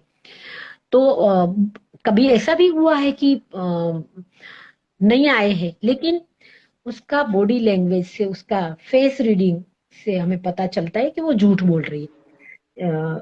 एक लड़की ने तो बोल दिया कि नहीं मैं खुद कमाती खुद खाती हूँ, मैं 18 साल की हूँ, मेरे को मेरा अधिकार है, मैं क्या कुछ भी करूं, मैं मेरी मर्जी से प्रोस्टिट्यूशन कर सकती हूँ, मेरा अधिकार है। और उनके उनको इनका ब्रेन वॉश इतना कर देते हैं वहां पे कोठा मालकिन की वो लड़की अपनी फेवर में जल्दी नहीं आती है। फिर भी वो लड़की के साथ जब अ, हमारा जब स्टाफ या हमारा वॉलंटियर जब जाता है तब लड़की के साथ जो काउंसलिंग करते हैं, कभी ज्योतिष बनते, कभी क्या है कि तुम्हारे हाथ में लिखा है तुम्हारे इतने भाई बहन है, तो बोले हाँ तुमको कैसे पता चला, मतलब एक एक ये एक ट्रिकी है प्रोसीजर जो जी उसके साथ जी। इन काउंसलिंग में। और फिर वो लड़की बोलती है कि मेरा बाप यहाँ रहता है या मेरी माँ यहाँ रहती है, कुछ एड्रेस देते, तो हम उसकी फैमिली को भी लेके आते हैं। और बाप को लेके आने के बाद भी लड़की ने बोल दिया कि ये मेरा बाप नहीं है, मैं उसको नहीं जानती हूँ। तो फिर पुलिस को भी लगा कि ये लड़की छोटी है, बोले हम तुम्हारा डीएनए टेस्ट करवाएंगे। और वो आज लड़की हमारी स्टाफ है, बहुत अच्छा। और हमारी मुझे और भी एक बताना है कि ऐसी लड़कियों ने मिलके एनजीओ बनाया है जो कि मेरी तरह ही काम कर रही है। वेस्ट बंगाल में 120 लड़कियां हैं जो कि हर एक गांव में कम्युनिटी के साथ काम कर रही है। मुक्ति बंधन करके एनजीओ चला रही है। नेपाल में भी अ, संस्था चला रहे हैं। तो बहुत सारी लड़कियां हैं जो इसमें से बाहर आके, कोई नर्स बन के कनाडा गई है, कोई लड़कियां है जो हमारे यहाँ से फिर क ख ग घ एबीसीडी सीख के आज मेरी फेसबुक फ्रेंड है, नॉर्वे में है। वाह। यहाँ अरे से वाह। एबीसीडी सीख के इंग्लिश सीखा हैट्स ऑफ मेरी। मैम। और कितना कितना मतलब गुड जो वहां फील से होता आना होगा नहीं। मैम, कितना अच्छा फील हाँ, होता होगा जब आपको मतलब ये सब जो वहां करना, से फिर आना उनको नहीं चाह रही उस थी। नरक से निकालना, फिर उनको इस काबिल बनाना कि आज वो मतलब it's a dream come true. Ma'am हाँ, उनके लिए तो आप ही भगवान है। मैं वो फील कर सकती हूँ कि अगर कोई किसी की जिंदगी बचा दे तो वो भगवान ऐसे तो है नहीं, लेकिन आपके रूप में जरूर है वो। अभी फॉलोअर्स हम आपके सारे क्वेश्चंस ले लेते हैं। तो विकास पूछ रहे हैं कि आपका क्या कहना है आज की डेट में जो बहुत बड़े सुपरस्टार्स भी आजकल वेब सीरीज में काम कर रहे हैं मैम, आपको पता ही है वेब सीरीज में आजकल कितना सेक्स वॉयलेंस दिखाया जा रहा है, इस चीज से यूथ को कैसे हम बचा सकते हैं, और आप इसको कितना गलत और कितना सही मानते हैं? देखिए ये हमारा यूथ जैसे कि अभी तो ऑनलाइन सेक्स चल रहा है, ये पोर्नोग्राफी चल रही है, तो हमारा यूथ ना बहुत गलत दिशा में जा रहा है। बिल्कुल। ये नहीं होना चाहिए, ये बंद होना चाहिए। आ, ये हमारे फैमिली में हमें बच्चों को भी एक संस्कार देना चाहिए कि ये सब नहीं होना चाहिए। और जहां हमारी बात है रेस्क्यू फाउंडेशन की, हम लोग सिर्फ फोर्सफुली जो प्रोस्टिट्यूशन में है उनको बचाते हैं। जो अपनी मर्जी से या अपनी मजबूरी की वजह से जो कोई भी सेक्स इंडस्ट्रीज में है गए हैं और कर रहे हैं, तो हम उसको रोकते नहीं है। हम सिर्फ मानव तस्करी के खिलाफ है, क्योंकि मानव तस्करी में वो बच्ची या महिला को अगवा करके लाते हैं और उनको उनके पास जबरदस्ती देह व्यवसाय करवाते हैं। लेकिन आज ये जो वेब सीरीज बोलो या पोर्नोग्राफी बोलो, उसकी वजह से बहुत हमारा यूथ गुमराह हो रहा है, हमारी लड़कियां गुमराह हो रही है। अभी तो बहुत सारी अच्छे अच्छे घर की लड़कियां जो हॉस्टल में, ये पंचगिरी हॉस्टल में इंग्लिश मीडियम में पढ़ने वाली लड़कियां ड्रग्स लेने लग गई, और ड्रग्स की वजह से उनके पास प्रोस्टिट्यूशन करवाया जाता था और प्रोस्टिट्यूशन में आ गई। तो हमें जो उनके पेरेंट्स हैं उनको भी मैं अपील करती हूँ कि आप अपने जो बच्चे हैं उसके ऊपर पूरा ख्याल रखो। जी, अभी तो पेरेंटिंग मैम बहुत ही टफ टास्क है, क्योंकि बुराइयां ज्यादा है समाज में और अच्छाइयां कोई सिखाने वाला नहीं है। तो बिल्कुल। माँ बाप का की जिम्मेदारी सिर्फ स्कूल भेजना या कॉलेज भेजना, फीस देने तक तो है ही नहीं। कभी भी नहीं थी, आज तो और ज्यादा जिम्मेदारी बन गई है। खैर, कि बहुत ज्यादा गंदगी है बाहर, खुद को बचाना बहुत जरूरी है। सुदर्शन जी बोल रहे हैं कि प्रोस्टिट्यूशन बैन करना चाहिए ये सब रोकने के लिए क्या, लेकिन ये मुझे नहीं लगता मैम पॉसिबल है। आपको क्या लगता है? नहीं, हमारी गवर्नमेंट भी नहीं चाहेगी कि प्रोस्टिट्यूशन बंद हो जाए, क्योंकि कहीं ना कहीं सरकार का ऐसा मानना है कि अगर हम रेड लाइट एरिया बंद कर दे तो बलात्कार के केस बढ़ जाएंगे। इसीलिए और हमारे देश में प्रोस्टिट्यूशन ना तो लीगल है ना इलीगल है। इस इन्वर्टेड कोमा, अगर कोई भी लड़की अपनी मर्जी से किसी के साथ सेक्स करती है तो वो कर सकती है, लेकिन उसका कॉमर्शियल सेक्सुअल एक्सप्लॉयटेशन नहीं होना चाहिए। मतलब वो, एक तो वो ट्रैफिक नहीं होनी चाहिए। फिर यहाँ पे तो क्या है, कोठे में एक मैनेजर होती है, 15-20 लड़कियां होती है, उसका जो पैसा आता है वो मैनेजर के पास आता है। लड़की को तो क्या, कोई कस्टमर ने अगर 20 रुपया या 50 रुपया टिप दे दिया, वही उसका है, बाकी उसकी कोई कमाई नहीं है। तो हमारे सरकार ही नहीं चाहेगी कि प्रोस्टिट्यूशन बंद हो जाए, इसलिए। और हम भी देखो, अभी हजारों लाखों लाखों लड़कियां और महिलाएं प्रोस्टिट्यूशन में है, जी लेकिन वो अपनी मर्जी से मजबूरी से कर रहे हैं, उसको कोई रोकता नहीं है। लेकिन उनके लिए भी हमें सोचना चाहिए, क्योंकि वो मैम। 4-5 साल में HIV पॉजिटिव हो जाती है, एड्स हो जाता है, बाद में उसको स्ट्रीट में फेंक देते हैं, फिर उसको कहीं जगह नहीं मिलती है। No life.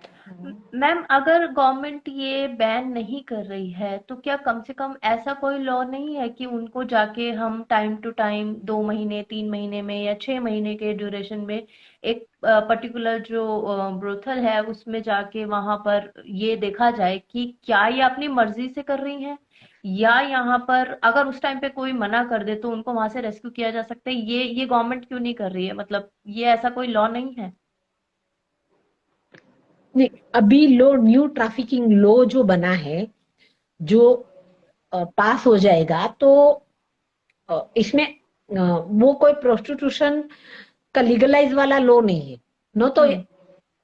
लेकिन वो न्यू ट्रैफिकिंग बिल जो है, वो अगर लोकसभा में पास हो गया तो बहुत सारी इसमें अमेंडमेंट किया गया है, कि जिसमें सोशल वर्कर के साथ, देखो पुलिस के ऊपर अभी भी विश्वास नहीं करते हैं लोग, जी। लेकिन जैसे कि ड्रग्स और वेपन्स आज इलीगल है, फिर भी उसकी तस्करी हो रही है।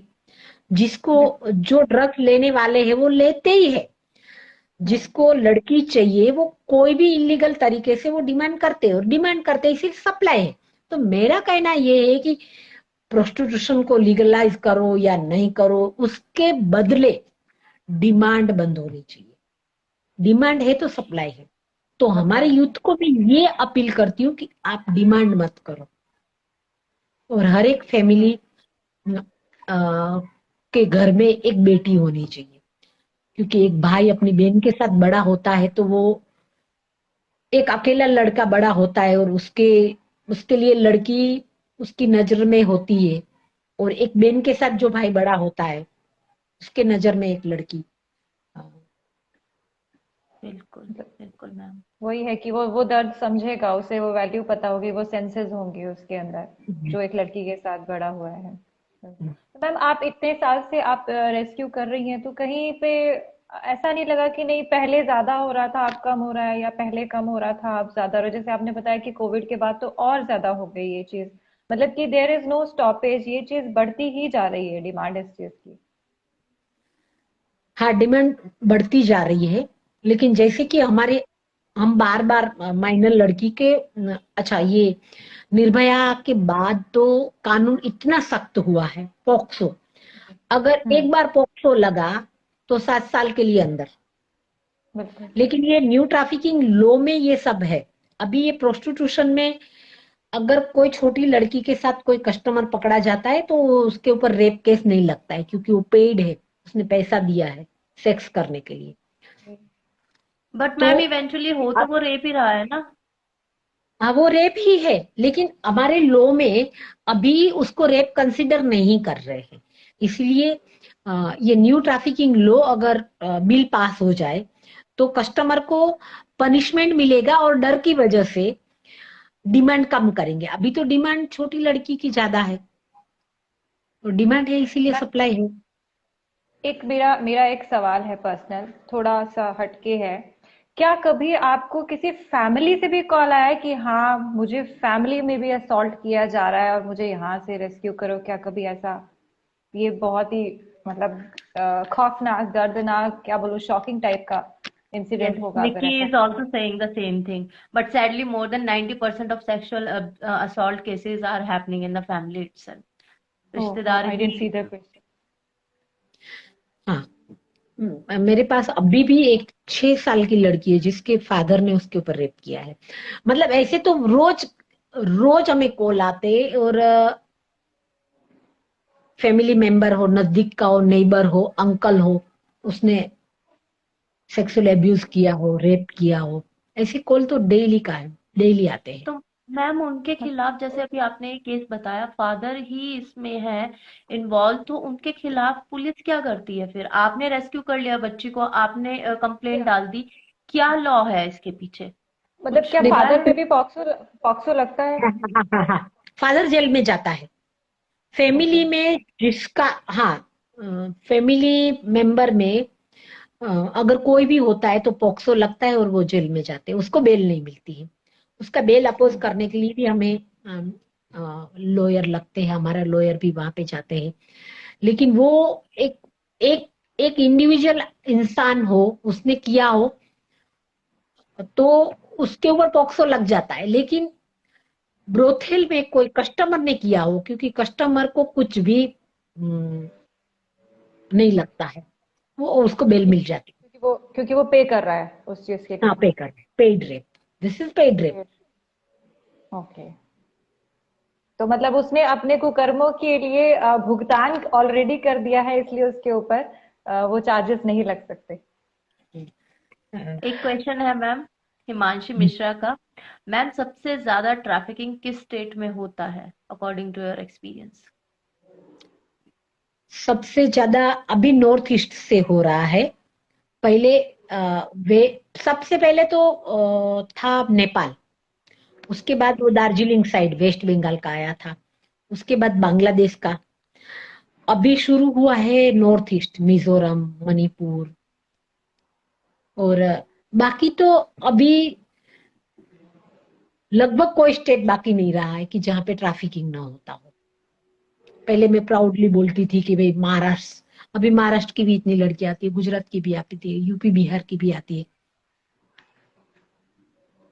मैम ये जो इतना बड़ा इनका नेक्सस है, सिंडिकेट है, ये इतने पावरफुल लोग हैं इसमें, हर दर्जे का, चाहे आप पुलिस वाले हो चाहे आप कोई भी हो, आप इसमें इन्वॉल्व हैं। इन सब के बीच में से लड़की को निकाल के लेके आना, ये मैम, ये इतना टाइट इनका जो पूरा इनका रैकेट है, ये कैसे हम ब्रेक कर सकते हैं क्या कभी? क्योंकि सब हर कोई इन्वॉल्व है इसमें।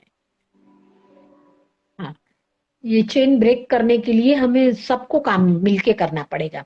गवर्नमेंट है, सिर्फ इंडियन गवर्नमेंट ही नहीं, पूरी सार्क कंट्री, क्योंकि हम इंटरकनेक्टेड है। नेपाल से भी यहाँ लड़की आ रही है, बांग्लादेश से भी आ रही है, म्यांमार से भी आ रही है। तो गवर्नमेंट, पुलिस, एनजीओ, सभी का सबको मिलके रहना। साथ साथ में काम करना पड़ेगा। और मैम ये सुदर्शन जी, हाँ पूछो पूछो सुदर्शन जी का सुरुचि आप। कमेंट है, तनु एक बार पढ़ लो। हाँ सुदर्शन जी कह रहे कस्टमर को रिस्पॉन्सिबल नहीं करना चाहिए क्या? अगर गर्ल माइनर हो तो कस्टमर को भी सजा मिलनी चाहिए। इट्स रेप पेड और वट एवर इट इज, उसको भी सजा होनी चाहिए अगर लड़की माइनर है तो क्या ऐसा होता है ना? हाँ, ये हमने अ, ये हम ये नया ट्रैफिकिंग लॉ में है। इसके लिए हम्म। हम भी हमने एक प्रोजेक्ट, एक पुलिस के साथ मिलके चोकिंग डिमांड हमारा ये प्रोजेक्ट था, जिसमें बहुत ध्यान रखना पड़ता है, क्योंकि जब आप रेड करने जाते हो ना, तभी कस्टमर कब भाग जाता है पता नहीं चलता, इसलिए बहुत ज्यादा फोर्स के साथ हमें जाना पड़ता है। तो अगर माइनर लड़की के साथ कोई पकड़ा गया कस्टमर, तो उसको पुलिस अरेस्ट करती है, लेकिन फिर भी बेल मिल जाती है। बेल मिल जाती है, बेल नहीं मिलनी चाहिए, उसके लिए कानून में चेंजेस होना बहुत जरूरी है। हाँ, बिल्कुल। रेप माइनर के साथ हुआ है तो उसके ऊपर पॉक्सो लगता है, लेकिन वो कस्टमर वो जगह पे ही मिल जाए तो, क्योंकि मिल जब जाए। रेड के लिए हम जाते हैं तब इतनी भगदौड़ मचती है, और कस्टमर हम्म। निकल गया, और कौन, वो बच्ची को मालूम ही नहीं है कि उसके साथ कौन सा कस्टमर था, कस्टमर का नाम भी मालूम नहीं होता है। वो पंद्रह हम्म। भी इतने बार रिसेप्शन में बैठे, इतने अंदर होते हैं, कौन सा कस्टमर के साथ थी, वो एक पकड़ना चाहिए। तो कस्टमर के ऊपर भी पॉक्सो लगता है, लगा है, और आज बहुत सारे कस्टमर भी जेल में है। अच्छा, बाद में आओ। Suruchi can we take Nikki's questions? Nikki का क्वेश्चन है, ma'am can the brothel be made like a institute where the prostitution are treated like workers or their basic human rights and any kind of violation will lead to the strict punishment to their associated। वही है ma'am कि इनको भी थोड़ा सा, इनको भी punishment मिलनी चाहिए मैम। जो ब्रोथल में ये और माइनर अगर कोई भी बच्ची वहां पर मिलती है, इन दैट केस उनको भी वहीं पे उनके लिए भी लॉ इतना स्ट्रिक्ट होना चाहिए। हाँ निकी का कहना एक है कि सर्टेन एज मतलब क्राइटेरिया तो ह्यूमन राइट। मेंटेन रखना पड़ेगा ना मैम। इस ये भी न्यू लॉ में है क्या? हाँ, है ना। ये तो पुराने लॉ में भी है, जब हम रेस्क्यू करते हैं तभी लड़की को रेस्क्यू करते हैं, और वहां पे जो भी मैनेजर मिलती है जिसने पैसा लिया हम्म। है, ये सब हम्म। प्रूव करना पड़ता है, कौन सी करेंसी नोट थी, उसके ऊपर पुलिस की साइन होनी चाहिए, वो उसके ड्रॉर से मिलना चाहिए, तब वो अरेस्ट होते हैं। उसको अरेस्ट करते हैं, उसको बेल मिल जाती है, लेकिन केस चलता है, बाद में प्रूव हो जाता है तो उसको सजा होती है, 1 साल से 3 साल की सजा होती है। इनको तो होता ही है, लेकिन अभी मेन जो कल्प्रिट है वो, क्योंकि ये बोलती है कि भाई 10 साल पहले मेरे को भी किसी ने बेचा था, हम्म। मेरा भी शोषण हुआ है, अभी ये मेरी मजबूरी है, मैं मैनेजर बनी हूँ। हाँ, लेकिन ये लड़की को वेस्ट बंगाल से लाने वाला ट्रैफिकर है, वो तो छूट जाता है, क्योंकि अभी हमारे स्टेट, अभी पुलिस है, पुलिस ने किसको अरेस्ट किया? कमाठीपुरा के मैनेजर है, उसको अरेस्ट किया। लेकिन उसको जो बेच के पैसा लेके गया, उसको तो कुछ नहीं हुआ, तो और 10 लड़कियां लाएगा। और हमारी पुलिस के पास इंटर स्टेट इन्वेस्टिगेशन का पावर नहीं है। अगर लड़की ने बोला कि मेरा मामा का लड़का था, उसने मुझे बेचा, तो यहाँ की पुलिस के पास पावर नहीं है कि जाके वो उसके मामा का लड़का को अरेस्ट करे। तो न्यू ट्रैफिकिंग बिल में वो सब प्रावधान है। जी। जी। ये जो कनेक्शन बीच में मिसिंग है वो सब उसमें ये बिल इंटरकनेक्ट पास होगा होना ही और चाहिए ताकि ये मैम। थोड़ा हेल्पफुल बिल्कुल। बन जाए। बिल्कुल। है ना तनु? बिल्कुल होनी चाहिए मैम। ये इतने बड़े लेवल पे हो रहा है, इसको मैम कब से जी। कितने सालों से लगी हुई है, अभी तक ये चेन ब्रेक नहीं हो पा रही है, बल्कि डिमांड और बढ़ती जा रही है। बहुत ही शर्मनाक है ये, बहुत ही शॉकिंग है ये चीज। तो मैम एट द एंड आप सेशन खत्म करने से पहले कोई मैसेज देना चाहेंगी आप हमारे यूथ को, हमारी गर्ल्स को अपनी तरफ से? हाँ, मैं मैसेज देना चाहूंगी हर पेरेंट्स को कि आप एक बेटी को जन्म दो, क्योंकि अभी डिमांड बढ़ने का कारण एक ये भी है कि लड़का जितना है उतनी लड़कियां नहीं है। रेशियो देखा जाए तो अगर 100 लड़का है और 70 ही लड़कियां है तो उसकी शादी नहीं हो पाएगी। आज बहुत सारे कस्टमर है कि हमारी शादी नहीं हुई इसलिए हम आते हैं। अच्छे अच्छे घर के अच्छे लड़के वहां पे मिलते हैं और हम उनका भी काउंसलिंग करते हैं कि आप क्यों ये डिमांड करते हो, आप क्यों आते हो, बोले हमारी शादी नहीं हुई है। तो हमारे आप बेटी को जन्म दो, मैं सभी पेरेंट्स को ये अपील करती हूँ, क्योंकि एक लड़का हुआ तो बोले बस, और 3 लड़कियां हो गई तो एक लड़के की राह देखेंगे कि नहीं, एक लड़का हो जाने के बाद। हाँ, तो ये सोशल स्टिग्मा है लड़कियों के लिए, वो खत्म करो। डिमांड में यूथ को, लड़के को अपील करती हूँ कि आप डिमांड मत करो, क्योंकि डिमांड होगा तो सप्लाई होगा। तो अभी और अवेयरनेस क्रिएट करो कि ह्यूमन ट्रैफिकिंग एक अलग चीज है। सब लोग ऐसा सोचते हैं कि सेक्स वर्कर यानी कोई जन्म से पैदा नहीं हुई है सेक्स वर्कर, वो एक बेटी ही पैदा हुई थी। बिल्कुल बिल्कुल। तो आपके माइंड में जो सेक्स वर्कर है ना, वो निकाल दो। सही वो बात है। विक्टिम है, विक्टिम ऑफ, वो संजोग की सिचुएशन। शिकार है, वो सिचुएशन के शिकार थी, है। तो आप उसको हो सके उतनी हेल्प करो, लेकिन डिमांड मत करो। बिल्कुल बिल्कुल। और आप हमें जब कोई भी तरीके से अगर आप हमें हेल्प कर सकते हो तो आप ऑनलाइन हमें डोनेशन दे सकते हो। आप हमारी वेबसाइट पे जाके आप डोनेशन दे सकते हैं, क्योंकि आफ्टर ऑल कुछ भी काम करने से, देखिए, एक तो हिम्मत होनी चाहिए, मरने की तैयारी होनी चाहिए, लेकिन उसके साथ पैसा भी लगता है। ऐसा भी आज मेरा स्टाफ, हमें छोटी लड़की को बचाना है तो बोले नया माल दो, ऐसा बोलते हैं, और बोलते 25,000 दो तो आपको वर्जिन लड़की देंगे। तो ये सब पैसा हमें खर्च करना पड़ता है और ये डोनेशन मिलेगा तो ही हम कर पाएंगे। इसलिए मैं एक ये भी अपील करती हूँ कि आप हमें डोनेशन दोगे तो और जो बच्चियां है उसको हम सेक्स स्लेवरी से बचाएंगे, जो इनोसेंट लाइफ है, हजारों जो इसमें आज भी हमारी और आपकी राह देख रहे हैं, उसको हम बचाएंगे। बिल्कुल बिल्कुल, और ये अपील साथ में हम लोग भी करना चाहेंगे सभी से, क्योंकि आपने अब तक जो भी लोग हमसे शुरू से जुड़े हुए हैं वो ये सब सुन के उनको पता चल ही गया होगा कि कितना कुछ लगता है इस पूरे स्टिंग ऑपरेशन में, रेस्क्यू करने में। और उसके बाद सबसे बड़ी रिस्पॉन्सिबिलिटी आती है उन लड़कियों को नई लाइफ देने में, उनकी काउंसलिंग करने में, उनको एक इस समाज के लायक बनाने में, उनको एक नई दुनिया के लिए बनाने में। तो इस सब के लिए पैसा बिल्कुल एक बहुत मेजर कंसर्न है। तो please kindly donate, kindly support इस, और इतने बड़े काम को अगर आप लोग सपोर्ट करेंगे तो इससे अच्छा थैंक बिल्कुल यू। नहीं। सुदर्शन जी बोल रहे हैं कि special thanks to both ma'am. Thank you Sudarshan ji, आप अंत तक जुड़े रहे। You guys arrange this, I really wanted to listen. Triveni ma'am, thank you so much. Sudarshan ji, हम हमेशा ऐसे ही हस्तियों को, इनको हम रियल हीरोज बोलते हैं, क्योंकि ये ही है जो ग्राउंड पे रह के सोसाइटी के इतने गंद को साफ कर रहे हैं, इतना अच्छा काम कर रहे हैं, लोगों की जिंदगियां सुधार रहे हैं। हमारे लिए कोई और हीरो नहीं है, आप जैसे लोग ही हीरो हैं। तो हमारा काम ही यही है कि हम ऐसे हस्तियों को आपसे रूबरू करवाते रहें, मिलवाते रहें, ताकि आप अपने क्वेश्चंस पूछ सकें। इतने अच्छे अच्छे जो शब्द वो बोलते हैं आप उन्हें सुन सकें, इंस्पायर हो सकें।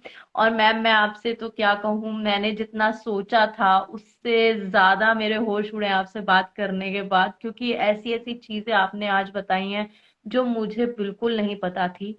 एक ठीक है, एक लेवल पे हम लोगों को, नॉर्मल लड़कियों को, मुझे, तनु को, एक नॉर्मल सिटीजन को पता होता है प्रोस्टिट्यूशन के बारे में, लेकिन आपने उसे अंदर तक देखा है कि क्या है ओवरऑल, उसकी प्रॉब्लम क्या है, कैसे एक लड़की की मनोदशा होती है, कैसे सब कुछ काम होता है अंदर से। आज मुझे एक, मैं बोलूंगी, हमें इंसाइट मिला है कि उनकी लाइफ में कितना कुछ हो रहा है। हम लोग सब अपने घर में अच्छे से रहते हैं, सब मतलब उन लोग के लिए एक छोटी से छोटी खुशी भी कितना, education, career, job, Diwali, festivals, ये सब उनके लिए एक सपने जैसा है, क्योंकि उनके पास फैमिली नहीं है और ऊपर से इतना ज्यादा टॉर्चर वो अलग। तो मैम उनकी हालत तो मैं नहीं बयां कर सकती, मैं फील भी नहीं कर सकती, लेकिन आप वो देखती हैं, आपने उनकी जिंदगी बचाई है, उनको एक मुकाम पर पहुंचाया है।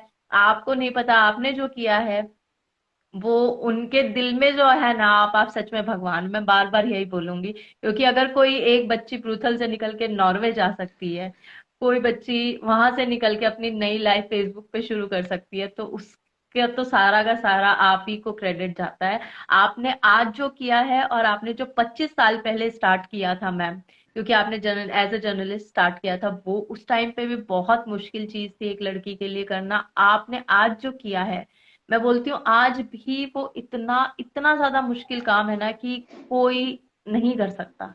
और आपके जैसे विरले कभी कभी इस सोसाइटी में जन्म लेते हैं। और मेरी आपके साथ यही मैं बोलूंगी एंड में, हम आपके साथ हैं, पूरा यूथ आपके साथ है। We are just a call away, हम हमेशा आपकी सेवा में हाजिर हैं, आपको जैसे कुछ भी लगे हम खुद से आपकी मदद करने के लिए तैयार हैं। और मैं अपने व्यूवर्स को भी ये बोलूंगी, प्लीज सपोर्ट रेस्क्यू फाउंडेशन, क्योंकि ये लोग जो कर रहे हैं अप फ्रंट आके, आप बैक साइड पे रह के इनकी जितनी मदद कर सकते हैं आप कीजिए, आप फंड रेज कीजिए, आप अवेयरनेस कीजिए, आप इनको कुछ भी अगर आपको लीड मिलती है आप फोन कीजिए, कैसे भी करके जितने भी बच्चों को हम चाइल्ड ट्रैफिकिंग से बचा सकते हैं, हम लोगों को बचाना है। हमें as a citizen, as an Indian, हमें अपनी आंख नाक कान सब खुले रख के समाज के लिए काम करना है। क्योंकि भले ही आपने कोई एनजीओ स्टार्ट किया हो या ना किया हो, लेकिन अगर आप मैम को सपोर्ट कर रहे हैं तो आपने अपना वो बिट जो है, वो थोड़ा सा अपना अपना हिस्सा जो है वो सोसाइटी के लिए आपने कर दिया। आप ऐसा सोचिए बस, है ना मैम। आपका बहुत बहुत धन्यवाद मैम, अपना टाइम देने के लिए, आपका समय बहुत कीमती है, उसके लिए आपका बहुत बहुत धन्यवाद। व्यूअर्स, जो लोग लेट ज्वाइन किया जिन्होंने, मैं ये आईजीटीवी पे सेव कर दूंगी, आप कभी भी जाके देख सकते हैं, यूट्यूब पे भी सेव करूंगी। आप मैम की सारी अच्छी बातें सुन सकते हैं, इंस्पायर्ड हो सकते हैं। और एंड में मैं मैम धन्यवाद ही कहना चाहूंगी आपको हर चीज के लिए, हमारे साथ जुड़ने के लिए, हमारे समाज के लिए जो किया है आपने, उनके लिए, उन बच्चों की तरफ से, हर किसी की तरफ से, क्योंकि आप एक सच में ट्रू इंस्पिरेशन है मैम, सच में। Thank you so thank you very much. Much. Thank thank you. You so much ma'am, thank you so much, I am thank so glad to share this screen with you. Thank you thank you. Ma'am. Thank you.